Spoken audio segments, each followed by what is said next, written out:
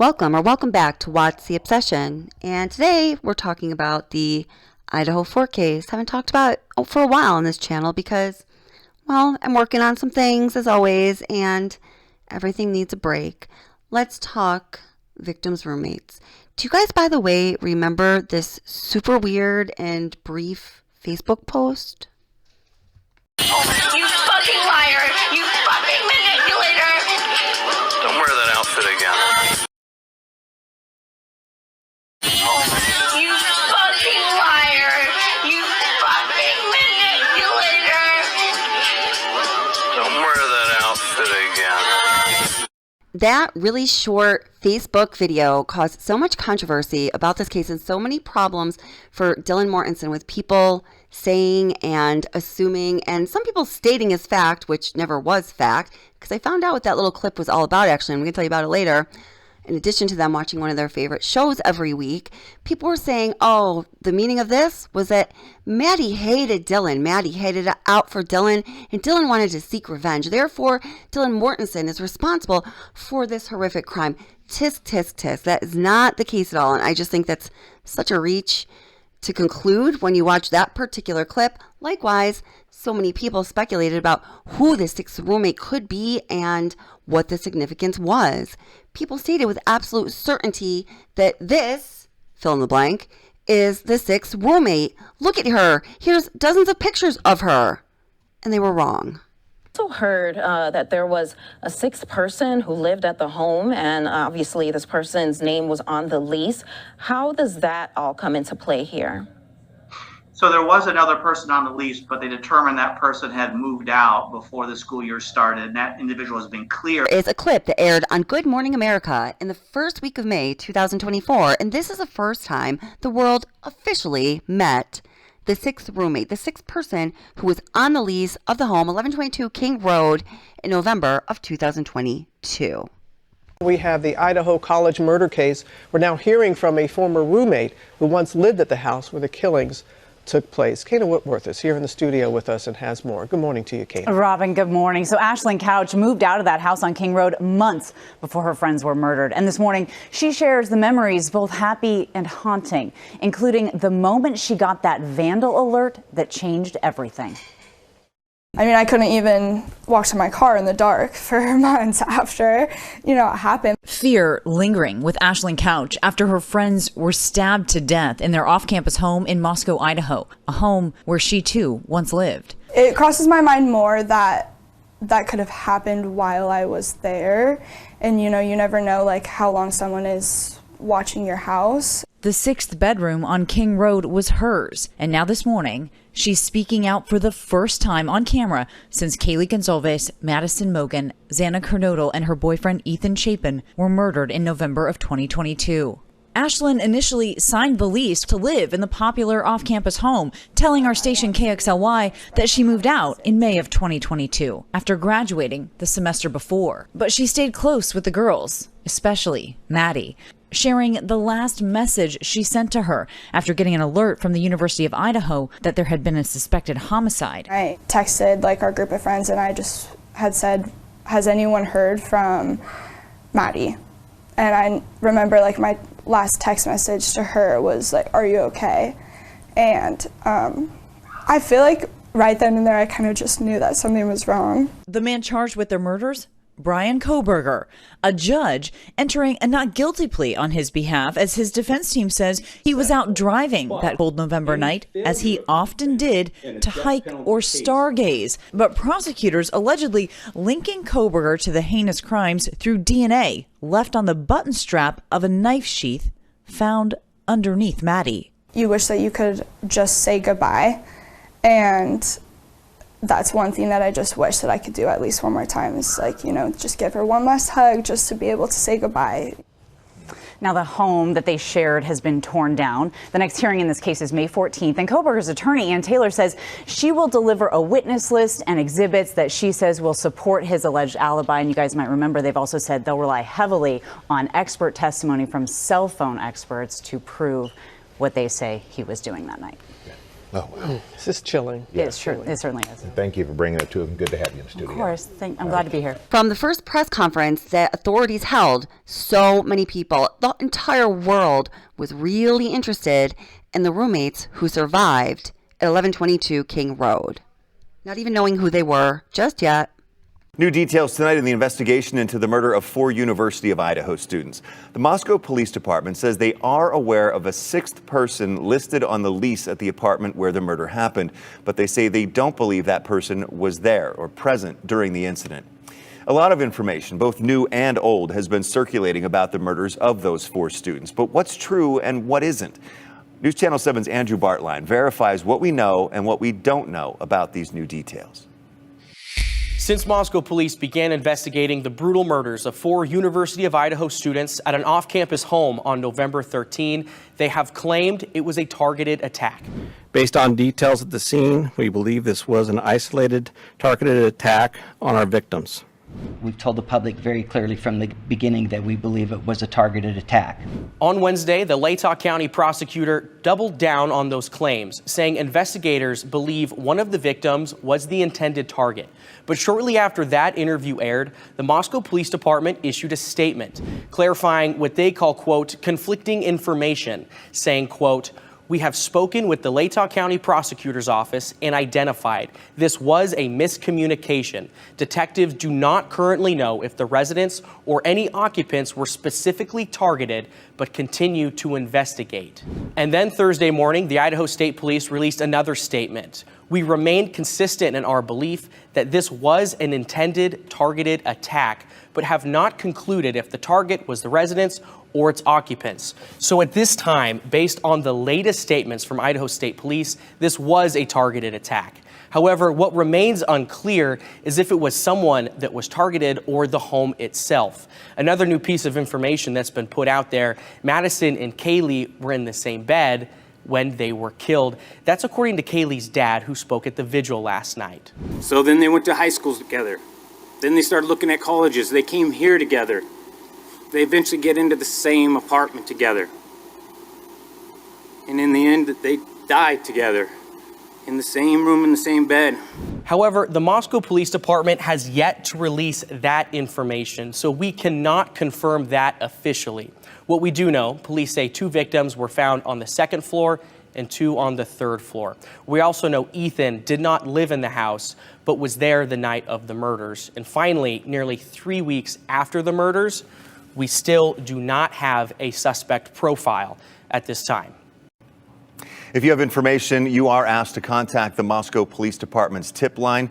That number is on your screen as we speak, 208-883-7180. So way back in December, before the PCA was even unsealed, before any of us in the public knew anything that was said in the PCA, it came out on Reddit that one of Ethan Chapin's relatives was questioning the surviving roommates and why they did not call 911. Recently, this came up on my channel when we were discussing things that indicate that the 2 roommates, Dylan Mortensen and Bethany Funk, were likely talking to each other around the time that the tragedy occurred in the wee early morning hours of November 13th, 2023. I would like to note that the information I'm about to read was sourced from Reddit, and Reddit says that they verified the account poster who posted these messages. This person was saying that she was Ethan Chapin's sister-in-law, and according to Reddit, that person's account was verified. Her identity was verified. And we're going to get back to that in just a minute here. To refresh your memory, or in case you're not familiar with what we are discussing here, I'm going to read you a little bit of this article from February 5th, 2023 from the Daily Mail. It says, a family member of murdered University of Idaho student Ethan Chapin has questioned why the roommate who survived the slayings did not call the police. An account believed to belong to Ethan's sister-in-law made several posts online before the arrest affidavit was unsealed for suspected quadruple K-word Bryan Koberger. The court document detailed how surviving roommate Dylan Mortensen came face to face with a masked man on the night of the tragedy.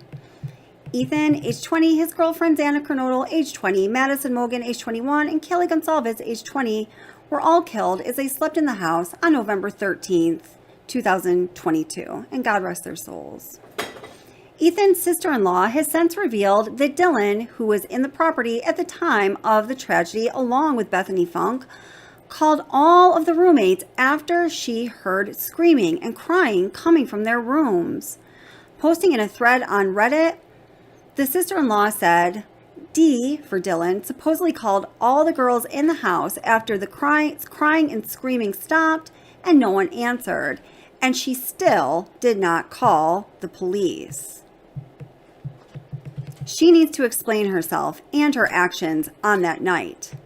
When questioned about who did call the police, she added, 911 caller was friend who went in because Dee called him to come over because she was scared from what she heard in the night. And then we're quoting her still.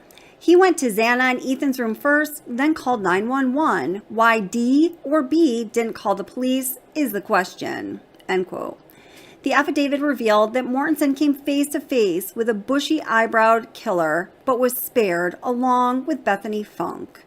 Mortensen told police that she heard several scuffles throughout the night and opened her door where she saw a suspect dressed in all black with a mask covering his face and heard one of the housemates say, "There's someone here."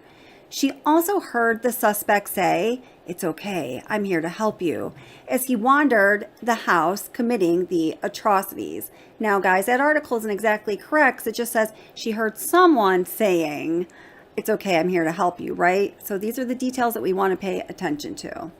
All right, going along with the article, police confirmed that the 911 call was made from the phone of one of the surviving roommates at 11:58 a.m. who requested help for an unconscious person, though it has not been confirmed who spoke to the police. It has raised questions of why Mortensen didn't contact the authorities sooner, with some arguing that she may have been frozen by fear. The roommates did not contact the authorities for 6 hours, the article says, but I think it was really more like 8, despite hearing several of her roommates in distress as well as witnessing the killer. Mortensen told cops she was awoken around 4 a.m. by what sounded like the victim, Kaylee Goncalves, quote, playing with her dog, end quote, on the third floor bedroom. She said she looked out of her room but did not see anything. Looking again on the second occasion, when she thought Xana Kernodle was crying, Mortensen stated she opened the door for a third time after she heard the crying and saw a figure clad in black clothing and a mask that covered the person's mouth and nose walking towards her. After the man moved towards her, she said she remained in a frozen shock phase as he continued past her, but let her survive. The online discussion also dissects where the bodies were found, with the relative adding that both Xana and Ethan were found in Xana's room. Ethan's mother has also urged those affected by the tragedy to instead look ahead as the suspect makes his way through the court system. Stacey Chapin said that nothing has changed since Koberger's arrest and the mourners should direct their anger elsewhere. It comes after sources told News Nation that Xana fought back against her attacker and repeatedly grabbed the weapon used in the attacks. So several sources claim that, along with her father, Jeffrey Kernodle. It says here in this article. So for those following the IDAHO4 case, this is an important issue here. So the assertions that were made by this Reddit user who was verified by Reddit to be Ethan Chapin's sister-in-law make some assertions that are very important, and that is that Dylan Mortensen was scared, and she was scared enough to be calling all of the roommates in the house around the time the tragedy occurred, yet she did not call 911. So an extension of that question that we've been talking about on this channel, and I believe I have all of the information to know that this is true, is that Dylan Mortensen and Bethany Funk We were also in communication with one another. Now, you guys watching this channel, you are smart cookies, and many of you have asked a question that I asked when I first read this article about the Reddit poster, and that is Ethan Chapin's sister-in-law, but he just has the two siblings, the two triplet siblings, right? Maisie and Hunter. It's Maisie, Hunter, Ethan, and parents, correct? So some of you may be surprised to know that Ethan actually has 3 half-siblings as well. So these half-siblings are the biological children of his father, and they are not the biological children of his biological mother, Stacy. So he has half-brother Eric and Eric's wife, who would be a sister-in-law, half-brother David, and half-sister Nicole, who is also married. So that would give him a brother-in-law as well. So in that regard, the question of, does Ethan Chapin even have a sister-in-law? Well, it was answered for you right there. He has his 2 biological siblings who are the triplets, Hunter, Maisie, and Ethan. And then he has 3 half-siblings, and they are Eric's married, David, and then half-sister Nicole, who is also married. So I hope this information helps you understand that little piece of information that came out very early on in the case through Reddit, which was Ethan's sister-in-law asking why Dylan Mortensen did not call 911 sooner.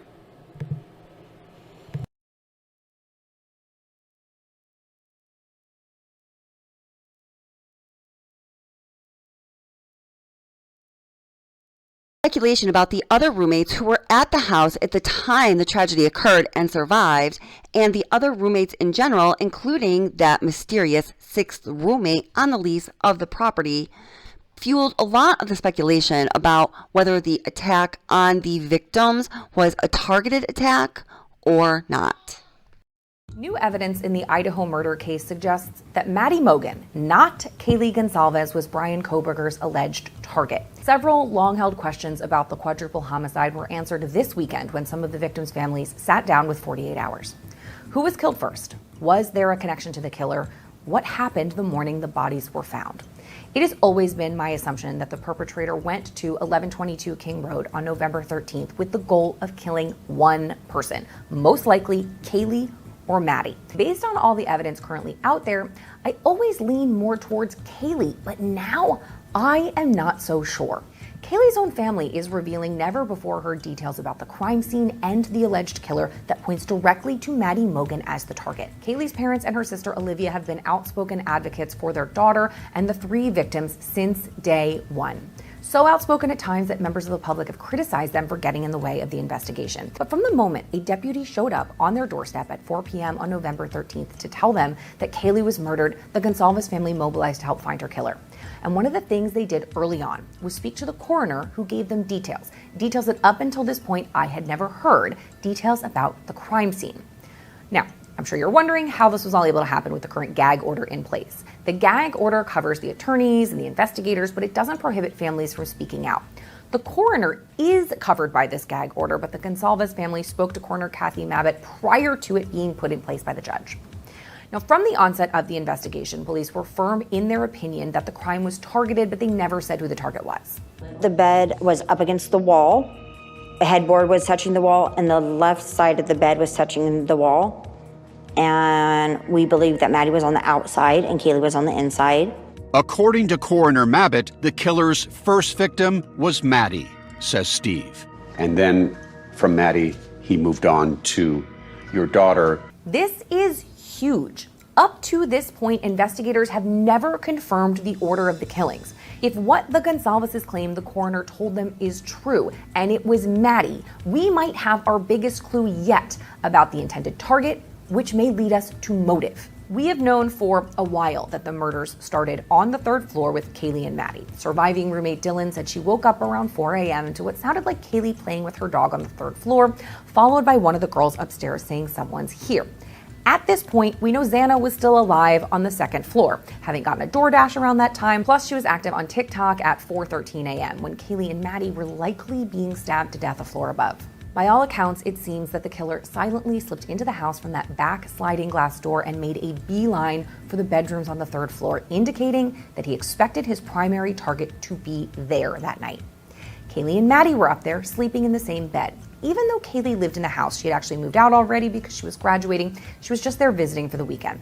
So let's imagine this, the way Kaylee's mom describes it. One side of Maddie's bed was up against the wall, with Maddie sleeping on the outside, putting Kaylee between her and the wall.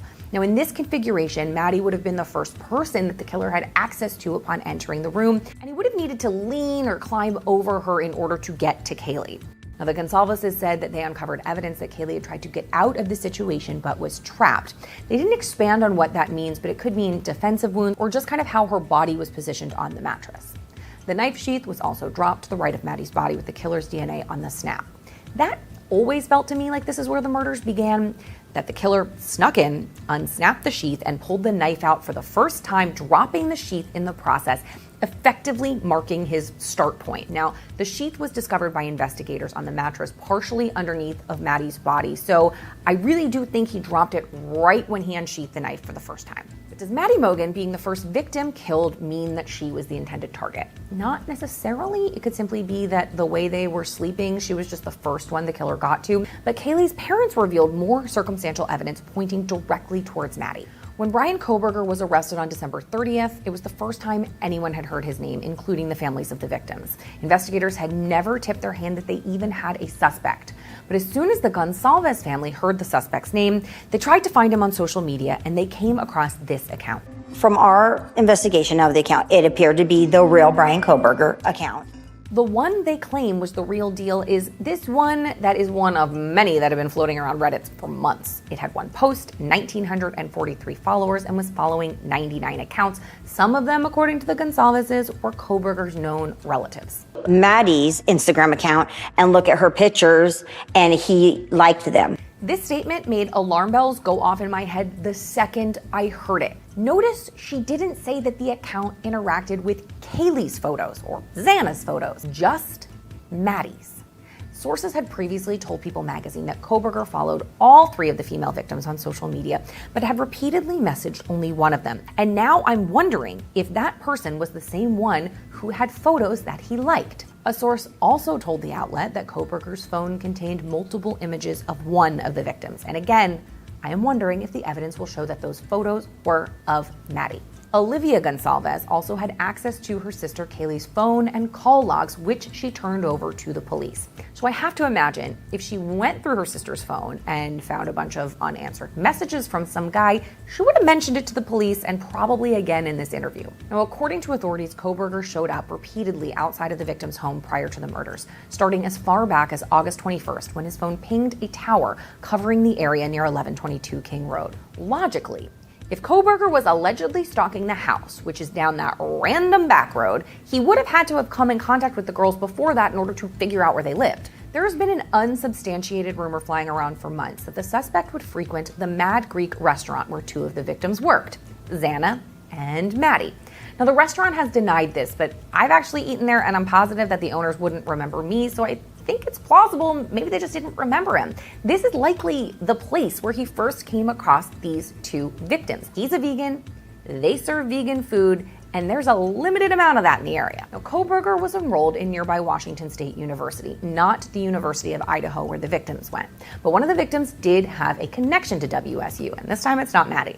Xana Kernodle's older sister Jasmine was a senior at WSU. Now, like Xana, Jasmine majored in marketing, so it seems unlikely that her undergrad classes would have overlapped with Koberger's graduate ones, but it's just worth mentioning that they went to the same school. Jasmine and her father also spoke to 48 Hours and divulged new information about the hours after the murders. 911 wasn't called until noon the next day, but along with the police, Jasmine was contacted by Xana's friends. There were multiple people already at the house when 911 was finally called. In addition to the surviving roommates, Bethany and Dylan, police said that several other people were there and that neither of the survivors made the 911 call, though it was made from one of their phones. It's never been explained whether they were there because other roommates had guests in their rooms the night before, which is one possibility.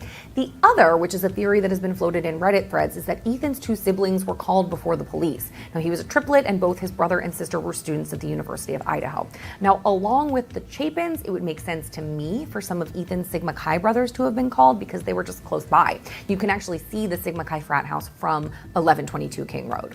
Why all of these people were at the house before cops were called is a huge mystery, and it doesn't make a lot of sense. And by the time Xana's sister Jasmine got there from Pullman, police had already arrived and closed the crime scene. Now, as we have discussed many times before, the scene was one of the bloodiest ones that police had ever witnessed. With so many people in the house before cops got there, it's pretty shocking that there wasn't blood tracked all over the house or even out here on this cement patio. I don't know what to make of that other than just assuming that the group was either smart enough or, unfortunately, traumatized enough not to walk into the blood-soaked rooms before cops got there. But as to why the killer didn't leave a blood trail, the Goncalveses think he had what's called a kill kit. I think he had a backpack. Change of clothes. We don't know if it was coveralls, pants, hoodie. We don't know. This means he would have had minutes, maybe seconds to change out of the clothes he wore into clean ones between the time Dylan heard crying in Xana's room and then seeing the killer walking out of the house. Now, the murder weapon and those bloody clothes have never been found. Search Daily Mail videos on Facebook for more clips like this. For more true crime content like this, hit like and subscribe.